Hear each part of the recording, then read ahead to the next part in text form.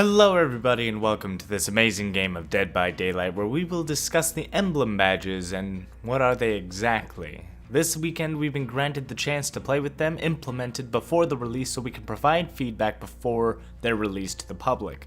So what is the emblem system? The emblem system replaces the current pip system for both survivors and killers. It is a system implemented to create a push and pull where if killers do well, survivors then do poorly. Therefore, it will not be nearly as common for survivors to win alongside the killer as the killer is now setting up direct competition. I always talked how it never felt rewarding as a killer to have done so well, but to watch that even though the entire survivor team failed, they were all also rewarded with a victory of their own. With this new system now, we have that push and pull that rewards one side more graciously, while the other side loses points depending on which side does better. It's important to note that the emblem system does not remove the blood point system. Blood points will no longer be tied to your victory, but still used as the currency to gain levels as they always have been for the methods from so long ago. So if you're still focused on leveling your characters up, the emblem system does not affect or influence this in any way. There are currently 4 emblems for Survivor and 4 for Killer. Very much like the blood point categories, Survivors have Lightbringer, Unbroken, Benevolent, and Evader, while Killers have Gatekeeper, Devout, Malicious, and Chaser. From empty, being nothing, to bronze, silver, gold, and the highest, iridescent. The tiers start at 0 points and increase of increments of 1, meaning you can get at the most 4 through one single category if you get an iridescent rank. My biggest problem with the PTB that allowed me to test this is that they don't provide you any visual feedback during the game as to know how well you're doing. There's no emblem notification if you're actually gaining points or earned the emblems in any given way. You just have to play by the rules that are set forth and hope that the end result matches the progress you think you've made. However, let's review the categories and see how the rules are set up for you to gain these points. Our first set of contesting emblems are Lightbringer and Gatekeeper. Lightbringer grants points for survivors every second you're repairing a generator to help achieve a higher emblem rank. Gatekeeper for Killer instead grants points over time for each incomplete generator. Essentially, survivors will want to rush generators to earn their iridescent emblem, while killers will want to attempt to keep their generators incomplete and build up as large as a bonus as possible before the generators are completed. If killers kill all survivors before the end of the game or all generators are completed, then the killers are awarded an extra bonus set of points to help reach an iridescent level. The next set is Unbroken and Devout. Unbroken is rewarded to survivors that survive the trial, and the quality of their emblem is judged based on how many times that survivor is knocked down. Each time the survivor is downed, the points of the emblem are decreased, meaning that their survival only rewards the amount of points that they have not been knocked down for.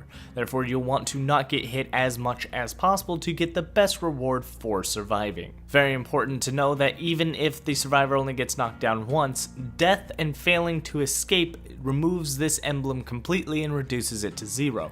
So even if you were only to get knocked down once, if you die you are not rewarded this emblem. Killers, on the other hand, have Devout, where the amount of sacrifices and moris kills increase their emblem. It's really as simple as that. Our third set is Benevolent and Malicious. Benevolent is interesting as it is a team emblem. Anytime a teammate is injured or hooked, the entire team loses points towards their Benevolent. However, performing altruism towards teammates restores these points, and saving them off the hook will also restore a point. In this case, from what the developers have said, self-care does not restore a point that is lost for injury. Malicious is similar in the sense that instead of healing survivors, harming them gives you points, and if they heal each other, you lose those points. And if you hook a survivor, the points for placing a survivor on the hook are permanent, so dishing out some damage across the field and then hooking 1 or 2 people is a great way to earn points towards this emblem. However, without properly testing when I actually get these points, it's hard to say how many points or what the value of what I'm getting is, so I don't know if it's for every hook or one hook, or if the hook secures all the points for all the damage you dealt.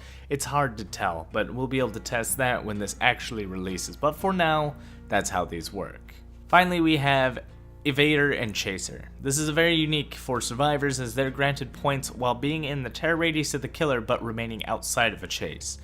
And when a chase begins, there's a win-loss scenario put towards both the killer and the survivor. If the chase ends without the survivor taking a hit, the survivor is awarded the points. If the chase ends with a hit towards the survivor, the killer is awarded the points. And the duration of the chase is how many points you get. So the longer the chase, the bigger the reward to either side that completes the chase. And so if the survivor breaks vision and ends the chase without being hit, the survivor is awarded points, where if the killer lands a hit, the points are immediately rewarded to the killer. For the time that I put towards the emblems, which hasn't been too much honestly, it's only been a day, I found that this game is slightly easy for everyone. It's hard to see where someone has downpicked without the survivor being heavily focused. Unless I was tunneling them right off the bat and didn't allow them to do anything in the game, they typically get a bronze version of everything. It's not too difficult as long as you do something in the game. My biggest problem with the emblems is the lack of notification in-game towards my progress towards the emblems.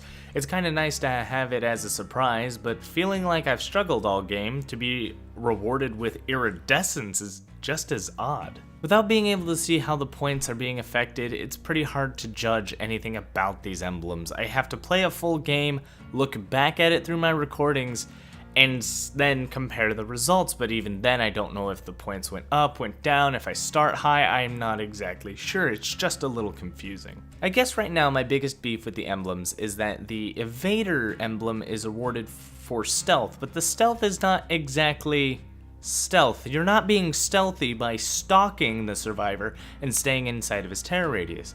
Additionally, Michael Myers, Wraith, Pig, killers who can adjust their terror radius, it makes it harder to be inside that terror radius. Therefore, if you're attempting to get that emblem, you will likely have your face up the butt of some killer, stalking them around attempting to get some emblem points. Granted, you can get your points from a chase. I don't believe I always escape a chase without being hit. To me, stealth is not something we should be awarded for. We should not be rewarded with points for stealth. There's all sorts of things we're already rewarded for. So it's been quite a bit of a hot topic as far as stealth points goes. Everyone wants to be rewarded for stealth, even though I believe that we're well rewarded already for being stealthy.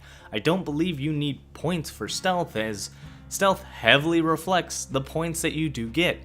If I'm caught first in a game in the first 10 seconds because I'm being a bit, dense, I typically die first, and dying first means I get the least amount of points I could have gotten.